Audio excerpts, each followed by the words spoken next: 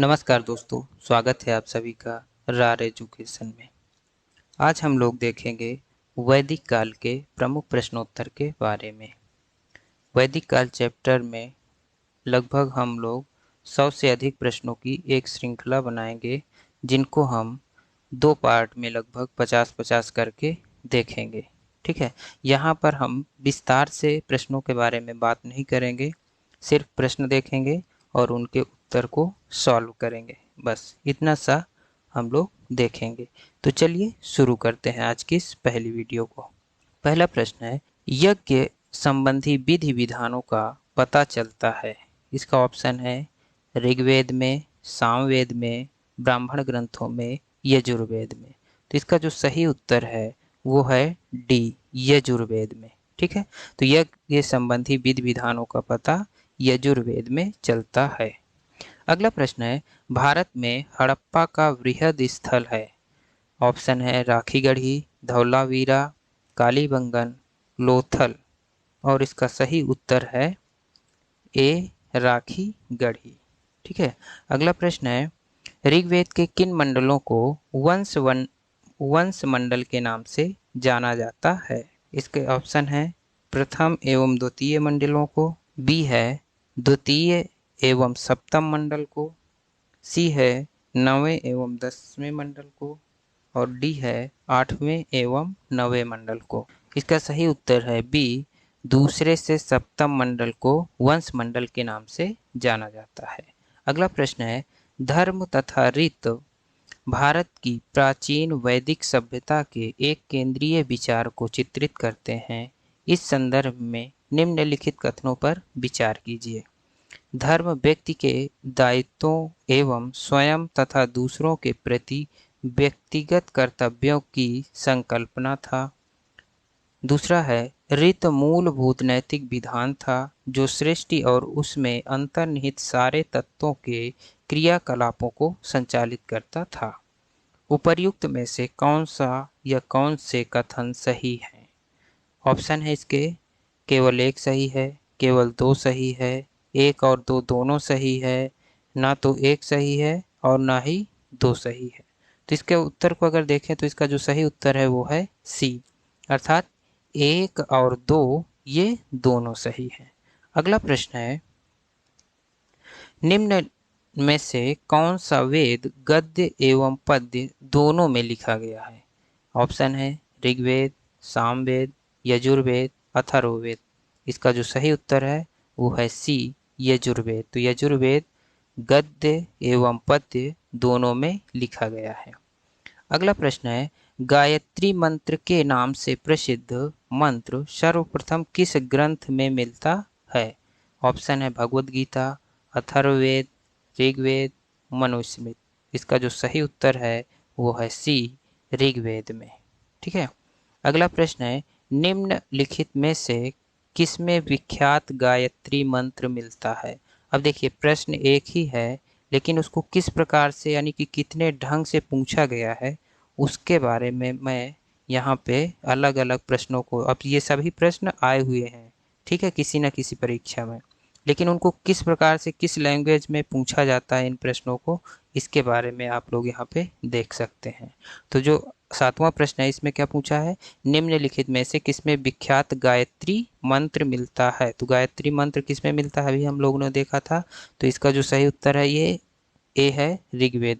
अब देखिए अगला भी उसी से संबंधित है, कैसे प्रश्न पूछा गया, गायत्री मंत्र किस पुस्तक में मिलता है, यहाँ पे लिखा हुआ है। ठीक है, तो ये किस में मिलता है, ऋग्वेद में, अभी हम लोगों ने देखा। तो इसका भी सही उत्तर होगा सी, ऋग्वेद में। ठीक है, तो ऐसे प्रश्नों को अलग अलग लैंग्वेज में पूछा जा सकता है। अगला प्रश्न है, निम्नलिखित आश्रमों को क्रमानुसार रखिए। ऑप्शन है ब्रह्मचर्य, गृहस्थ, वानप्रस्थ, संन्यास। बी नंबर है गृहस्थ, ब्रह्मचर्य, संन्यास, वानप्रस्थ। सी नंबर है ब्रह्मचर्य, संन्यास, गृहस्थ, वानप्रस्थ। और डी नंबर है संन्यास, वानप्रस्थ, गृहस्थ और ब्रह्मचर्य। इसका जो सही उत्तर है वो है ए, अर्थात ब्रह्मचर्य, गृहस्थ, वानप्रस्थ और संन्यास, ये इनका क्रम सही है। अगला प्रश्न है, अवेस्ता और ऋग्वेद में समानता है। अवेस्ता किस क्षेत्र से संबंधित है? ऑप्शन है इसके भारत से, ईरान से, इजराइल से, मिस्र से। और इसका जो सही उत्तर है वो है बी, ईरान से संबंधित है अवेस्ता ग्रंथ। अगला प्रश्न है, ऋग्वेद की मूल लिपि थी। ऑप्शन है देवनागरी, खरोष्ठी, पाली, ब्राह्मी। इसका जो सही उत्तर है वो है डी, यानी कि ब्राह्मी। तो ऋग्वेद की मूल लिपि थी ब्राह्मी। अगला प्रश्न है, ऋग्वेद का सर्वाधिक लोकप्रिय छंद कौन सा है? ऑप्शन है गायत्री, अनुष्टुप, त्रिष्टुप, जगती। इसका जो सही उत्तर है वो है ए, गायत्री। अगला प्रश्न है, निम्नलिखित में से किसका संकलन ऋग्वेद पर आधारित है? ऑप्शन है यजुर्वेद, सामवेद, अथर्ववेद, उपर्युक्त में से कोई नहीं। इसका जो सही उत्तर है वो है बी। अगला प्रश्न है, सूची फर्स्ट को सूची सेकंड से सुमेलित कीजिए तथा सूचियों के नीचे दिए गए कूट का प्रयोग करते हुए सही उत्तर चुनें। देखिए सूची फर्स्ट में क्या दिया गया है और सूची सेकंड में क्या दिया गया है।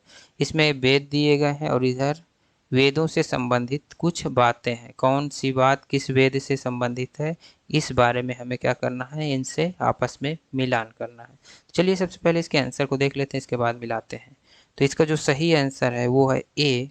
अब देखिए ए को हम लोग मिलाना शुरू करते हैं, किस वेद पे क्या बात बताई गई है या क्या उसकी विशेषता है।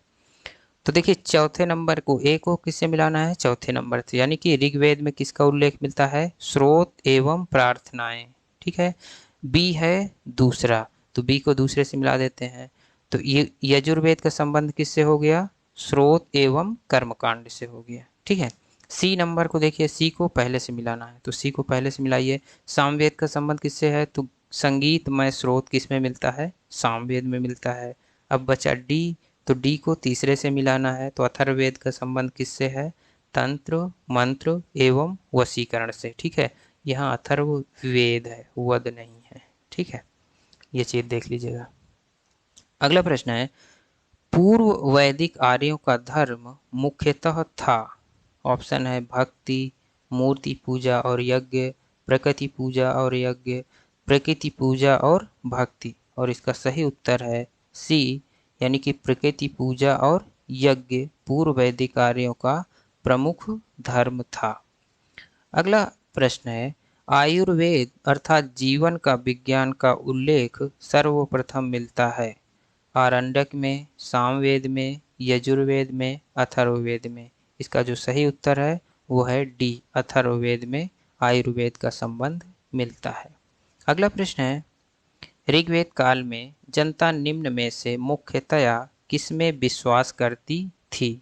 ठीक है, किसमें विश्वास करती थी? तो इसका ऑप्शन है मूर्ति पूजा, एकेश्वरवाद, देवी पूजा, बलि एवं कर्मकांड। इसका जो सही उत्तर है वो है डी, बलि एवं कर्मकांड पर ऋग्वेद काल की जनता विश्वास करती थी। अगला प्रश्न है, ऋग्वैदिक धर्म था।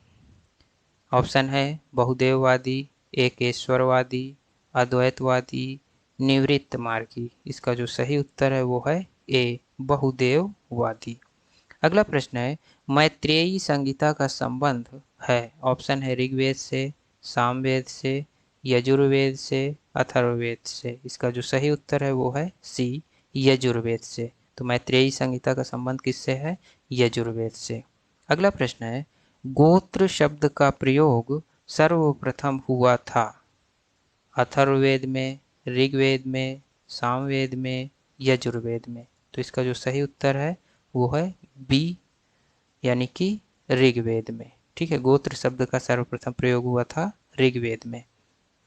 अगला प्रश्न है, सुरा की आहुति का संबंध है अश्वमेघ से, राजसूय से, वाजपेय से, सौत्रामणि से। इसका जो सही उत्तर है वो है डी, सौत्रामणि से। अगला प्रश्न है, ऋग्वेद में निम्नलिखित में से किस शिल्प का उल्लेख नहीं मिलता है? ऑप्शन है इसके हाथी दांत पर उत्कीर्णन, मृदभांड संरचना, बुनाई, बढ़ईगिरी। इसका जो सही उत्तर है वो है ए, हाथी दांत पर उत्कीर्णन। अगला प्रश्न है, ऋग्वेद में सर्वाधिक संख्या में मंत्र संबंधित हैं। अग्नि से, वरुण से, विष्णु से, यम से। इसका जो सही उत्तर है वो है ए, अग्नि से। अगला प्रश्न है, ऋग्वेद में वशिष्ठ को किसके पुरोहित के रूप में प्रस्तुत किया गया है। ऑप्शन है पुरुओं के, भरतों के, कुवों के, तुर्वसों के। इसका जो सही उत्तर है वो है बी, भरतों के। तो ऋग्वेद में वशिष्ठ को भरतों के पुरोहित के रूप में प्रस्तुत किया गया है। अगला प्रश्न है, 10 राजाओं के युद्ध में भरतों का पुरोहित कौन था। अब देखिए ये वाला प्रश्न हम लोग यहाँ पे देखें, ठीक है ना। ऋग्वेद में वशिष्ठ को किसके पुरोहित के रूप में बनाया गया, तो भरतों के। अब देखिए इसको किस ढंग से पूछा गया प्रश्न को अगले किसी परीक्षा में, तो इसमें पूछा गया 10 राजाओं के युद्ध में भरतों का पुरोहित कौन था। अब देखिए ऑप्शन आ जाएगा इसमें वशिष्ठ, है ना। ठीक, तो ये हो गया सही आंसर वशिष्ठ। तो इस प्रकार से प्रश्नों को अलग अलग तरीके से पूछा जा सकता है। अगला प्रश्न है, देखते हैं, प्रसिद्ध दशराज्य या 10 राजाओं का जो युद्ध है उसका उल्लेख कहाँ पे है। तो इसके जो ऑप्शन है तो है ऋग्वेद, यजुर्वेद, सामवेद, उपर्युक्त में से कोई नहीं। अब देखिए इसका सही आंसर क्या है, ए, यानी कि ऋग्वेद में दशराज्य युद्ध का उल्लेख मिलता है। अगला प्रश्न है, विष्णु का प्राचीनतम उल्लेख कहाँ मिलता है। ऑप्शन है ऋग्वेद, सामवेद, शतपथ ब्राह्मण, गोपथ ब्राह्मण। और इसका जो सही उत्तर है वो है ए, यानी कि ऋग्वेद। अगला प्रश्न है, निम्नलिखित में से कौन सी बात ऋग्वैदिक स्त्रियों के संदर्भ में सही नहीं है। ऑप्शन है, वे सभा की कार्यवाही में भाग लेती थीं, वे यज्ञों का अनुष्ठान करती थीं, वे युद्धों में सक्रिय भाग लेती थीं, रजस्वला होने के पहले ही उनका विवाह हो जाता था। इसका जो सही आंसर है वो है डी, ठीक है। तो ये वाला जो आंसर है ये गलत है, बाकी ये तीनों बातें ऋग्वैदिक काल की स्त्रियों के बारे में सही है। अर्थात इनका जो विवाह होता था वो बाल्यावस्था में नहीं होता था। रजस्वला का मतलब बाल्यावस्था, ठीक है। अगला प्रश्न है, ऋग्वेद में निम्नलिखित देवताओं में से किसके लिए वर्णन है कि उसका रथ बकरे खींचते थे। ऑप्शन है पूषण, रुद्र, वरुण, यम। इसका सही उत्तर है ए, पूषण। तो पूषण के रथ को कौन खींचता था, बकरे खींचते थे। इसका उल्लेख ऋग्वेद में मिलता है। अगला प्रश्न है, निम्नलिखित ग्रंथों में से प्रमुखतः किसमें यज्ञ वेदियों के निर्माण का विवरण मिलता है। ऑप्शन है ब्रह्मसूत्र, धर्मसूत्र, गृहसूत्र, शुल्बसूत्र। इसका जो सही उत्तर है वो है डी, शुल्बसूत्र। अगला प्रश्न है, निम्नलिखित में से किस वैदिक सूक्त में 4 वर्णों के उद्भव का संदर्भ मिलता है। ऑप्शन है उषस, पुरुष, नासदीय, आरण्यानी। इसका जो सही उत्तर है वो है बी, पुरुष में, ठीक है। पुरुष सूक्त में 4 वर्णों के उद्भव का संदर्भ मिलता है। अगला प्रश्न है, छांदोग्य उपनिषद का संबंध किस वेद शाखा से है। ऑप्शन है ऋग्वेद, यजुर्वेद, सामवेद, अथर्ववेद। इसका जो सही उत्तर है वो है सी। तो सामवेद से संबंधित है ये जो छांदोग्य उपनिषद, किसका है, सामवेद का है। अगला प्रश्न है, कौन सा सबसे प्राचीन वेद है। तो सबसे प्राचीन वेद कौन सा है। ऑप्शन है ऋग्वेद, सामवेद, यजुर्वेद, अथर्ववेद। इसका जो सही उत्तर है वो है ए, ऋग्वेद, ठीक है। तो ऋग्वेद सबसे प्राचीन वेद है। अब आगे देखते हैं। अगला प्रश्न है, निम्नलिखित में से कौन सा वेद सबसे प्राचीन है। ये भी वही प्रश्न है, इसको बस थोड़ी सी लैंग्वेज इसमें बदली हुई है। सामवेद, यजुर्वेद, ऋग्वेद, अथर्ववेद। और इसका अगर हम देखें सही उत्तर तो होगा सी, ऋग्वेद सबसे प्राचीनतम वेद है। इसको हमने ऊपर भी देखा था। अगला प्रश्न है, ऋग्वेद संहिता का 9वां मंडल पूर्णतः किसको समर्पित है? तो 9वां मंडल किसको समर्पित है? ऑप्शन देखते हैं। इंद्र और उनके हाथी, उर्वशी का स्वर्ग, पौधों और जड़ी बूटियों से संबंधित देवतागण, सोम और इस पेय पर नामांकित देवता। इसका जो सही उत्तर है वो है डी। तो ऋग्वेद का जो 9वां मंडल है किसको समर्पित है? सोम और इस पेय पर नामांकित देवता को।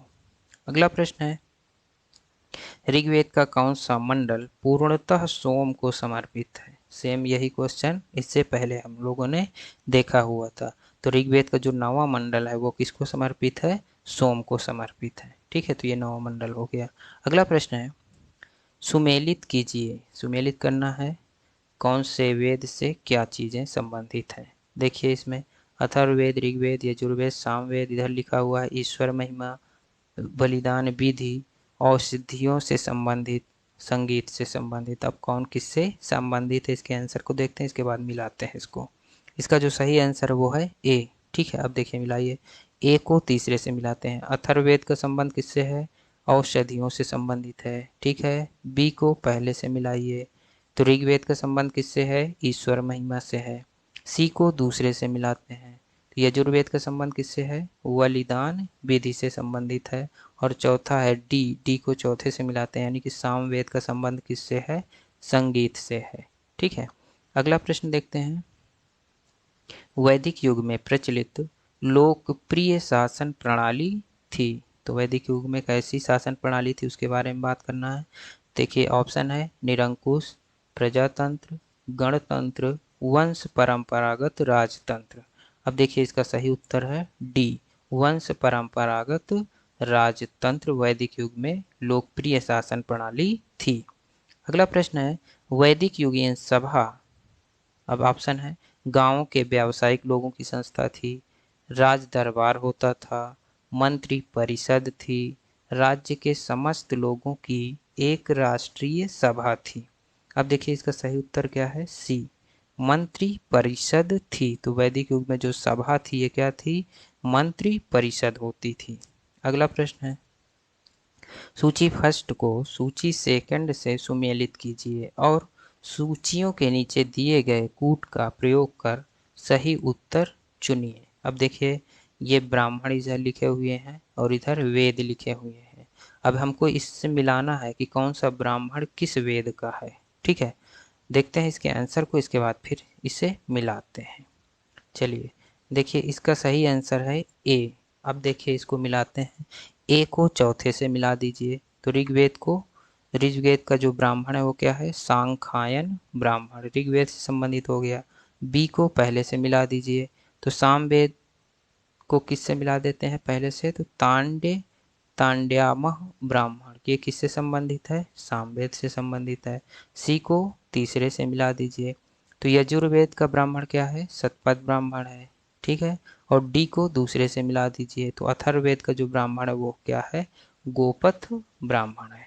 ठीक है, अगला प्रश्न देखते हैं, सर्वप्रथम स्तूप शब्द कहाँ मिलता है? तो स्तूप शब्द, इसके ऑप्शन देख लेते हैं। ऋग्वेद, जीतक कथा, अर्थशास्त्र, अष्टाध्यायी, उपर्युक्त में से कोई नहीं। इसका देखिए ऑप्शन क्या है सही?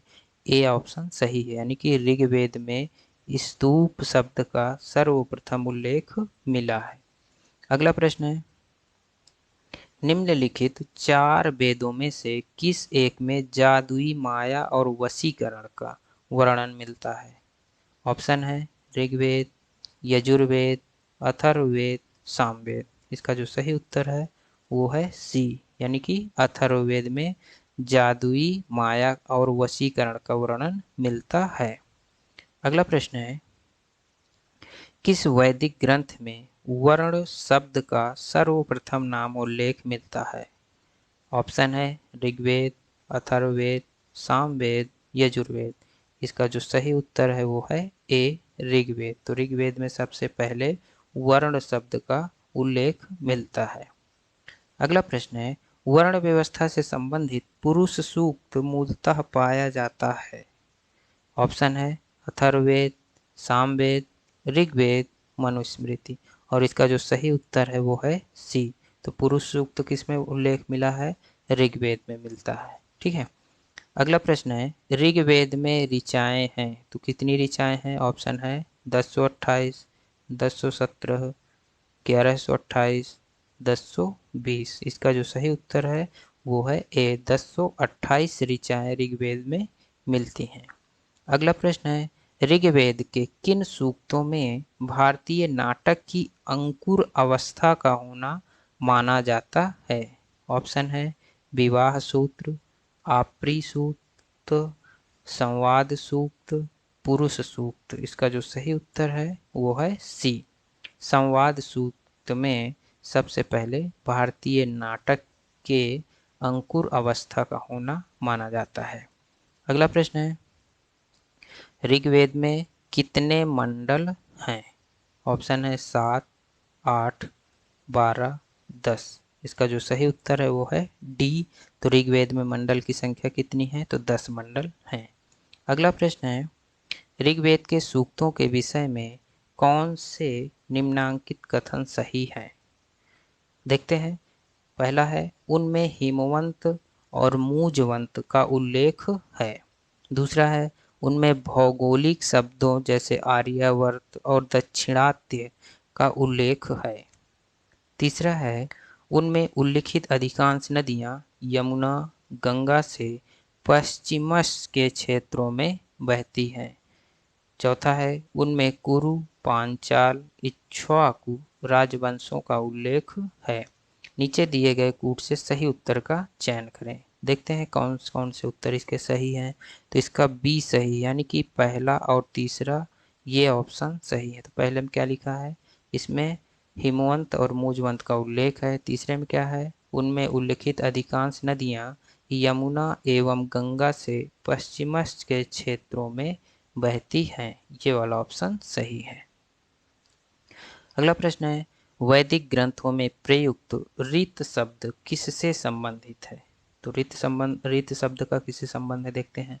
ऑप्शन दिया है ऋतु विज्ञान के अध्ययन से, नैतिक व्यवस्था से, धर्म संबंधित व्यवस्था से, वैदिक सूक्त से। इसका जो सही उत्तर है वो है बी, यानी कि नैतिक व्यवस्था से। तो ऋत का संबंध किससे है? नैतिक व्यवस्था से। अगला प्रश्न है, गो अपहरण के प्रसंग में ऋग्वेद में प्रमुख रूप से नाम आता है। किसका नाम आता है? ऑप्शन है म्लेच्छों का, दासी और दस्युओं का, पणियों का, निषादों का। ऑप्शन इसका सही है सी, यानी कि पणियों का। ठीक है। तो जो गायों का अपहरण करते थे उसका क्या नाम प्रमुख रूप से जाना जाता था? उनको पणी के नाम से जाना जाता था। तो ये थे आज के प्रमुख 50 प्रश्न। अब इससे आगे के 50 प्रश्नों के बारे में हम लोग आगे के वीडियो पे देखेंगे। तो अगर आप इन प्रश्नों के क्विज को हल करना चाहते हैं तो नीचे ये जो वेबसाइट दी गई है, इस वेबसाइट पे आप लोग विजिट कर सकते हैं और यहाँ पे आप लोगों को पूरा जो यहाँ पे पढ़ाया जा रहा है उसकी एक सीरीज मिल जाएगी क्विज की, तो आप लोग उसको अटेंड कर सकते हैं। मिलते हैं अगले वीडियो में। अगर वीडियो पसंद आए तो लाइक करिएगा, चैनल को सब्सक्राइब करिएगा। धन्यवाद।